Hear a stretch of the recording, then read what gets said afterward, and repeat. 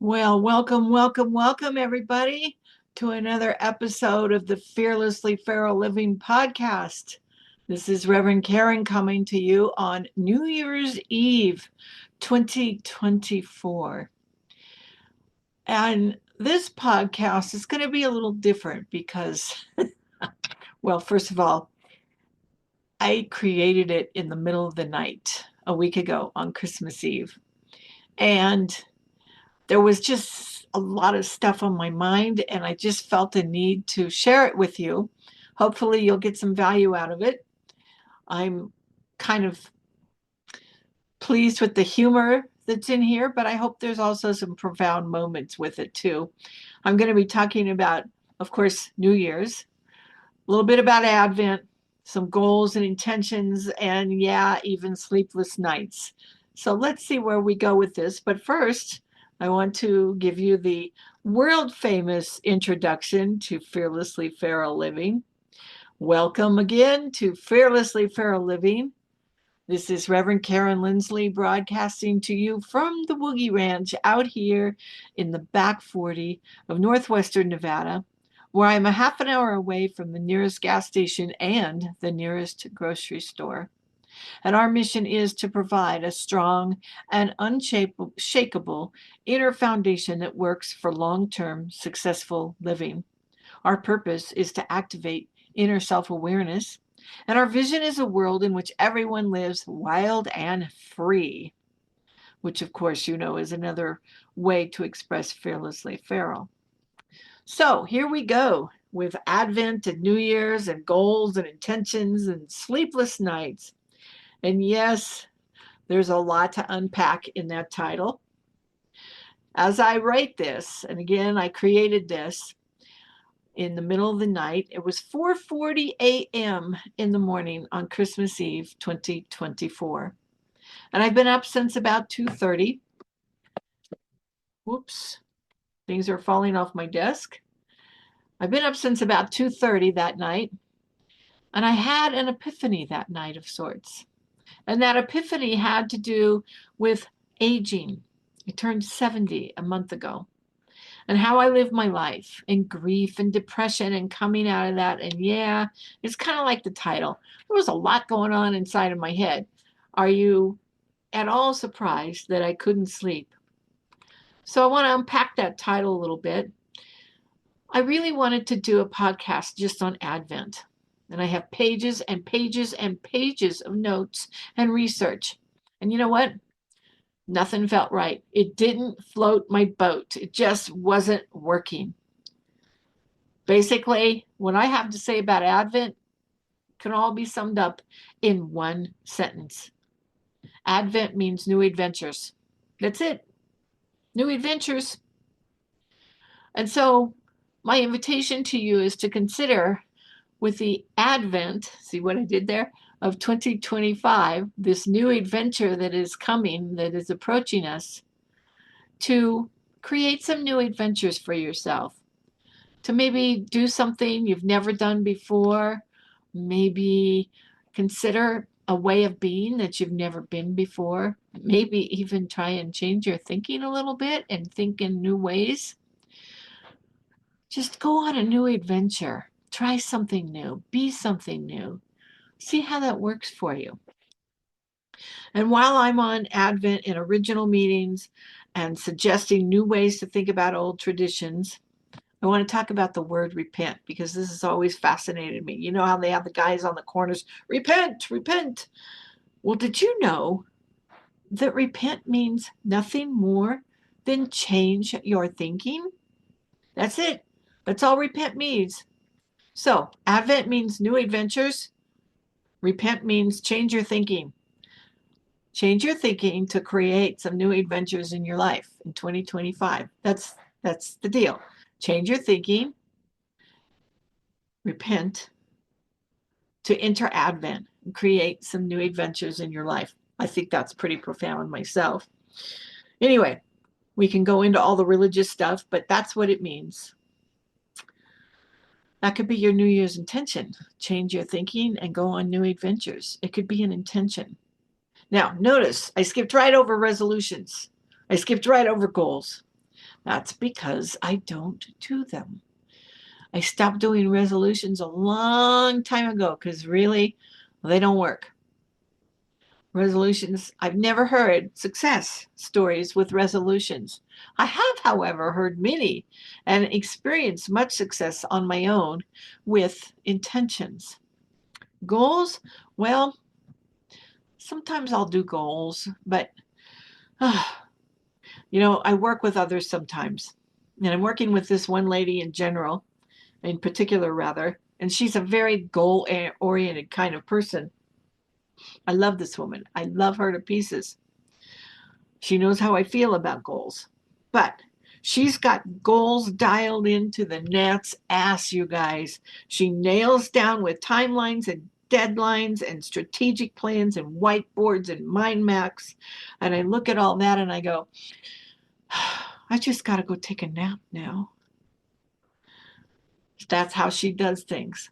And so we've managed to get together and create something because I run on gut level feelings. I run on intuition, what some folks call airy fairy woo woo stuff.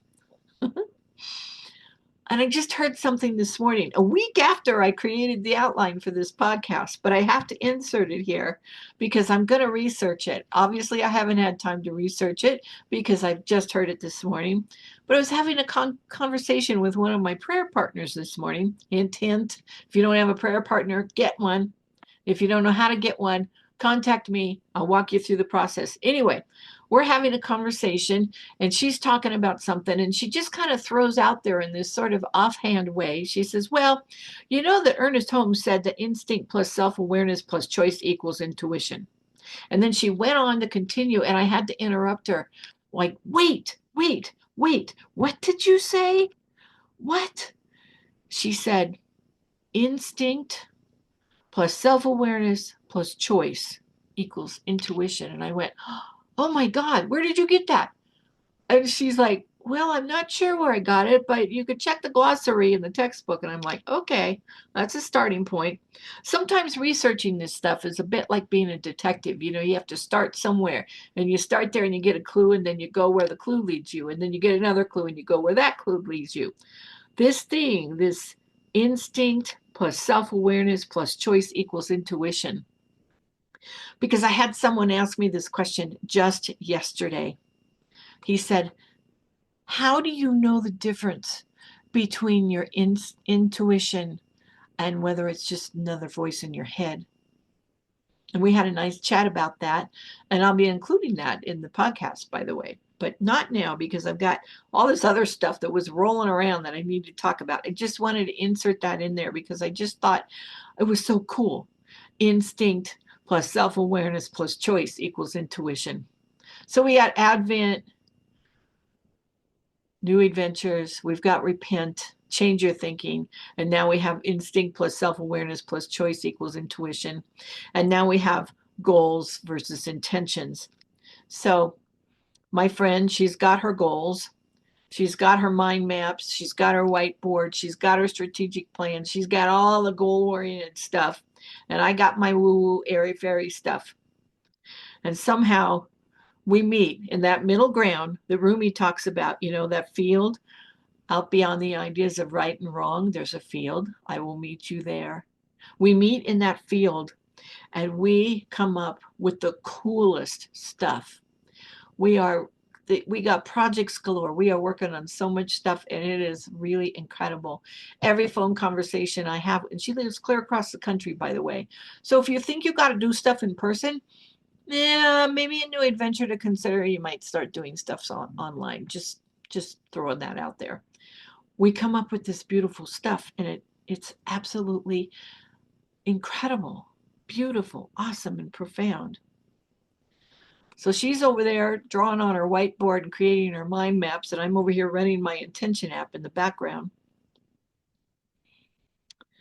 Honestly, goals with their timelines and their deadlines, sometimes that gets to feeling a bit abusive to me. Because what if you don't reach the goal? Then you're beating yourself up. And I'm sorry, but I have no room for beating oneself up. I have no room for guilt. I have no room for any of that. It all just feels a bit abusive to me. Plus, Here's another aspect which is pretty applicable to me personally, but it might be applicable to you too. I've been sober for 38 years, but I am still an addict. I still have the addictive personality, which means that my default setting is quite frequently, even though I work on it, all or nothing, coupled with obsession. So let's say I decide to go on a diet. I set a New Year's resolution. I'm going to lose 20 pounds or whatever. I decide I'm going to go on a diet. I obsess on this diet to such a degree that I end up gaining weight. It's worked like that for me every time. I just read a little ditty by Patty Dye on Facebook this morning. She said, if you're thinking of setting a resolution to go on a diet for New Year's, I have one word for you: don't. Every time I set a resolution to go on a diet, my little inner voice says, and how much weight do you plan to gain this time? Don't do resolutions. Don't do diets. Just, here's what I'm doing: eat less, move more. That's it. Real simple. Eat less, move more. It's become my mantra. Eat less, move more. So every time I'm eating, all of a sudden in my mind, it's saying eat less, eat less. And every time I just want to sit around and be lazy, in my mind, it's saying move a bit more. And I do that one meal at a time. One meal at a time, I eat a little less. One urge to sit around and be lazy at a time, I get up and walk around. Eat less, move more. That's all it takes. Try it. Okay. Oh, where was I? When you create a podcast episode in the middle of the night, you've got to expect a certain amount of rambling, right? I'm just going to go with it. I'm just going to go with it. You know, my favorite podcaster is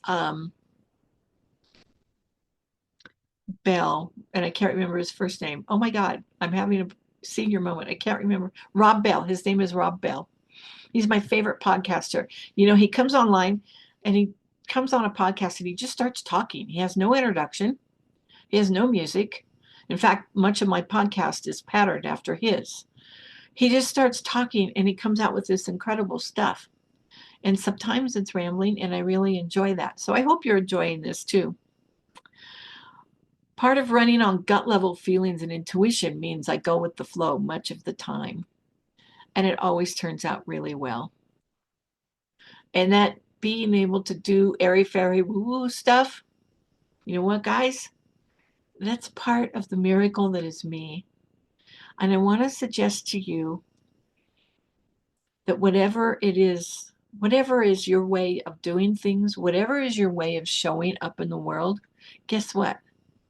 That's part of the miracle that is you as well. Think about that. Think about that. So if you run on airy fairy woo woo and things aren't working so well, maybe try setting some goals and charting them with a mind map and some timelines, a couple deadlines. And if you're the kind of detail-oriented, analytical person that does those things, try going airy fairy woo woo for a while and see how that works. Better yet, consider how you show up in the world. Find someone who shows up in exactly the opposite way and get together and do some brainstorming and see what the two of you can come up with. That's how you do a new adventure in life. That's how you do a new adventure in life. That could be your New Year's intention. Find someone who does things exactly the opposite of what you do and create a new adventure. I'm just throwing stuff out there, guys, seeing what sticks. Oh, and I'm cracking up here. So right now, I'm serving a community in Bakersfield, Center for Spiritual Living, Bakersfield, as their interim minister. And when I come to serve in community, I do this thing called Dinner with a Minister. It's both a tiny little fundraiser as well as the congregation's opportunity to meet and interact with the minister in a very casual setting. And every time I have the opportunity, which is I show up to a center and they have a kitchen there, I do Dinner with a Minister. So I'm in the kitchen, cooking my world famous spaghetti sauce. We're making some other stuff. I've got a lot of helpers running around. And one of the ladies comes up to me and she says, I'll cook the pasta for you. I said, great. So she starts cooking the pasta, and I walk up to her and I said, "Do you know how to tell when the pasta is done?" And she said, "No, how do you tell when the pasta is done?" And I said, "You fish one of the pieces out and you throw it against the wall, and if it sticks, it's done." And she looked at me and she said, "You're pulling a funny on me, aren't you?" I said, "Yeah." And we both laughed, and she went on her merry way. But you know what? That was part of the deal. She got to know that I have this sense of playfulness with me. And I never met this woman before, and she's one of our most valued members in Center for Spiritual Living Bakersfield, and she got to participate in this dinner with a minister thing. So yeah, just throw stuff out there and see what sticks. You can have some fun with that. So I've talked about Advent, and repent, and goals and resolutions and intentions. And now we're up to sleepless nights.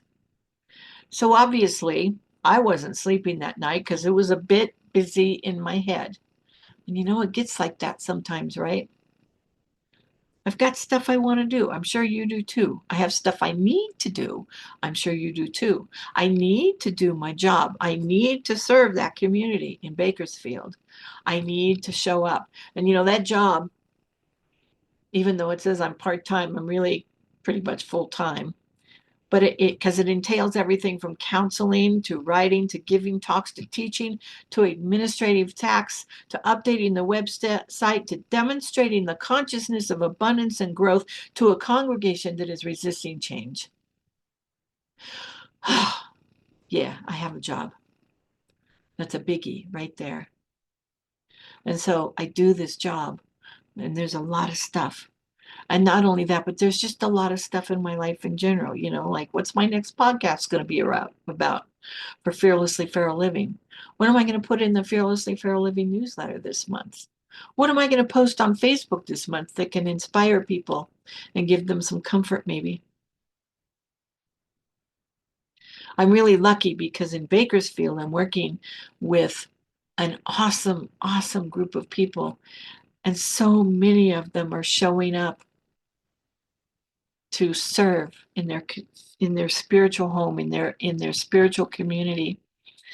And I have a perfect example for you of some of the work that it goes into being a minister. I call this particular aspect of ministry babysitting, and I mean that in a totally good way. And I need to get some water here. Okay, one Sunday a few weeks ago, I had three people who were directly involved in helping to produce the Sunday service go out sick. Three people, one Sunday. I had the person in charge of the congregational music go out with COVID. By the way, COVID is on the rise again. Mask up, sanitize your hands. I really don't give a shit if you feel like it doesn't work. Your opinion does not matter in this instance. What matters is that you have enough respect and honor and dignity for the people around you that you be safe for their sake, not for yours. Just wear the mask. It's not going to restrict your freedom somehow. I like hear people like, that's restricting my freedom. Oh my God. Nonsense. Bullshit. Really? Come on, guys. Sanitize your hands. It doesn't work. Well, I'm sorry, but it does. So I don't care if you disagree with it. What I care about is that you do it. Do your part to stem the tide of an increase in COVID this winter when everybody's migrating indoors. Okay, I'll get off my soapbox now. I'm sorry. Use the mask, use the hand sanitizer, socially distance, and if you're sick, stay home. And again, it's not going to hurt. Okay, so congregational music lady out with COVID. She stays home. Good girl. I get a backup singer. She goes out with pneumonia. Okay, she stays home. I get another backup singer. So I got that one taken care of.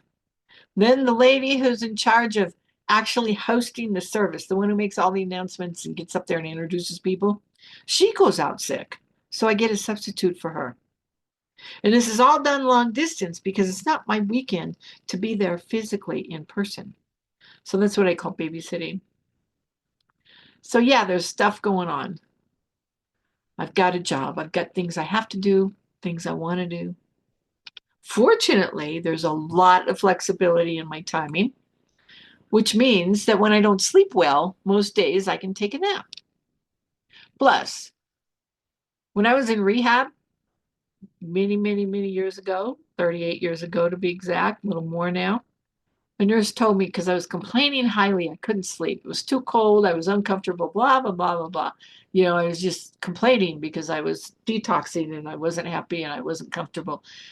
And she looked at me and she said, honey, nobody ever died from lack of sleep. And I'm like, oh, all righty then. She was right. I've never died from lack of sleep. I'm still here. I'm still kicking. I'm still on here rambling in a podcast for you guys. Nobody ever died from lack of sleep. Get some when you can. Don't sweat it if you can't sleep. Use the time to be productive. So that's what I did that night. I got up. I went with I just got up, In the past, when I've had a sleepless night, I've just gone with the flow and I've just read a book until I fell asleep again. But that night, something was different. I woke up at 2:30, and I already told you I created the outline for this podcast at 4:30.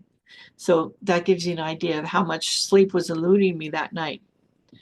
I actually had gone to bed around 9 o'clock and fell asleep right away and slept straight through till 2:30. And then when I was awake, I was awake.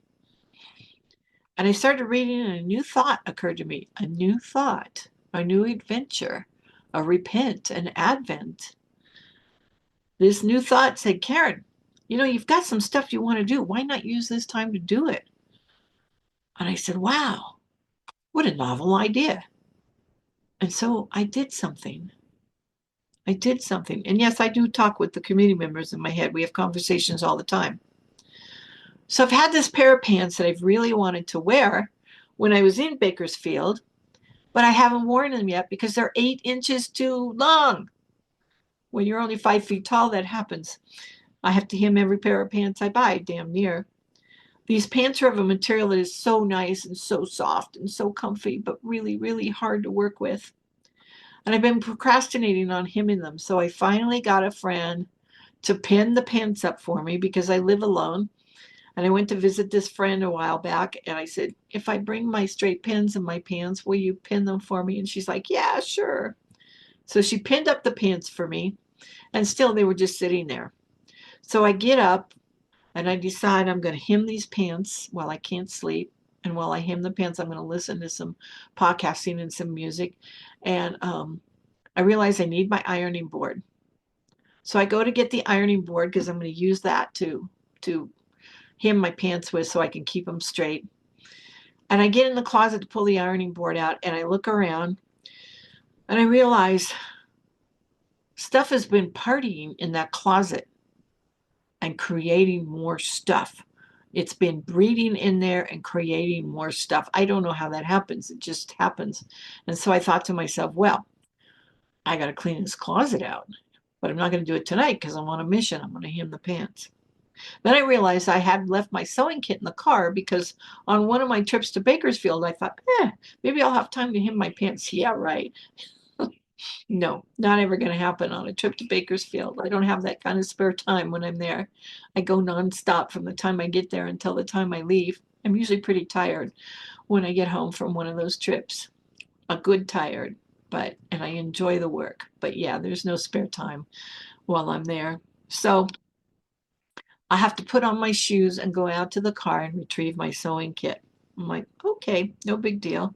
So I do all that. I got the ironing board set up. I got the sewing kit. I've got my needle. I've got my thread. I start hemming these pants.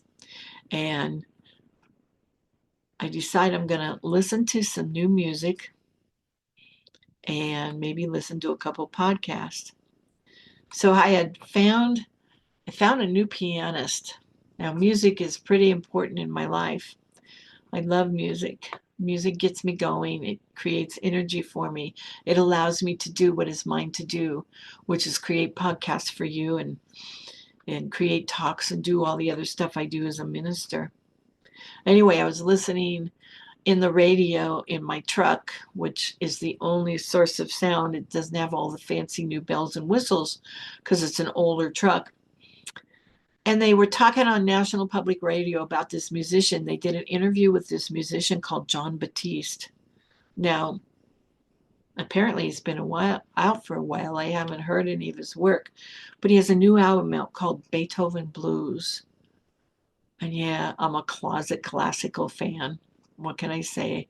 I love classical music. It's just the pageantry and the ins and outs and the ups and downs and the the the sheer skill it takes to play classical music. It just does my heart good to hear it. So he's a pianist and he has this new album out called Beethoven Blues. And so I decided I was going to listen to the album. And I started listening to the samples and I fell in love. And I ended up buying 4 of the songs on the album. So on my playlist now I have classical. That's not the only classical I have, but I have classical. I have good old-fashioned big band jazz. I have newer jazz. I have smooth jazz. I have jazz fusion. I have disco. I have rhythm and blues. I have Barbra Streisand. I have Whitney Houston. I have Aretha Franklin. I have Gladys Knight. I have the Isley Brothers. I've got Tower Power, Earth, Wind, and Fire. This is my playlist, and yeah, it's a bit eclectic, like me. It's an adventure to listen to this playlist. So I had a delightful time listening to this new music and hemming. And then my playlist gets to some vocals. So now I'm singing and hemming. I have this cat. He's been with me for about a year. He was billed as a semi-feral barn cat. None of that is true. Walter is very much a human being's cat, and he's very much my cat. He doesn't like anybody else but me. Every time I have a visitor come over, he gets up on top of the cupboard and stays there until they leave because he doesn't want to interact with anybody but me. But more, boy, does he interact with me. He loves for me to talk to him. He loves for me to read to him. Turns out he also loves for me to sing to him. So I'm singing and hemming, and he's sitting there on the floor watching me, looking at me with this cat adoration. And if you've never been on the receiving end of that, it's pretty cool to see that and experience that. And every once in a while he'll meow back at me when I'm singing. You're like, meow? Oh, meow. So from now on, when I have a sleepless night, I'm going to get shit done, guys. I'm going to just get up and get her done because stuff has been breeding in my closets at night. There's other stuff that hasn't been getting done. And honestly, part of my self-care routine is to have I call it gentle discipline, and it's in my new upcoming book, which will be out one of these days, sometime in 2025. Okay, let's put it like that. Gentle discipline. That means I got to have enough discipline to get things done, but not so much that I punish myself if I don't get the things done. There's that balance in there, that balance. So the self-care means if I'm up at night and I can't sleep, I'm going to get up and do stuff.